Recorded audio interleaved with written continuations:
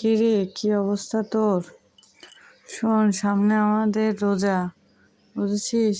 ইফতারের সময় তুই আমাদের সাথে যেন তোর দেখা হয়, আগে থেকে বলে দিলাম। হ্যাঁ হ্যাঁ বাবা, ও অবশ্যই যাবে। আমরা সব ধর্মই সমান, বুঝেছো? আমরা মানুষ। সবার চেয়ে বড় পরিচয় আমরা মানুষ। অবশ্যই যাবে ও। তো তুমি আমাদের বাসায় এসো।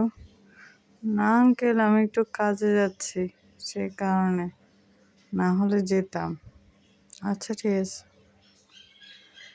আরে, আমার মেয়েটা কোথায় গেল? আমি খুঁজে খুঁজে হয়রান। কোথায় পাবো এরে? এখন কি করব? বাচ্চাটা কোথায় যে গেল? বলেছিলাম সামনের পুকুরে থাকতে, সে তো পুকুর ছেড়ে কোথায় যে গেল উদাও। এই, তোর মা তোকে খুঁজছে, চল চল, তোর মার কাছে তোকে দিয়ে আসি, নাহলে সে কান্না করতে করতে শেষ। তোর বাবা তোকেও খুঁজছে। হ্যাঁ হ্যাঁ, সাদা বক, চলো মাসি, চলো, সবাই মিলে চলো যাই, না হলে তো মা কান্না করতে করতে শেষ হয়ে যাবে।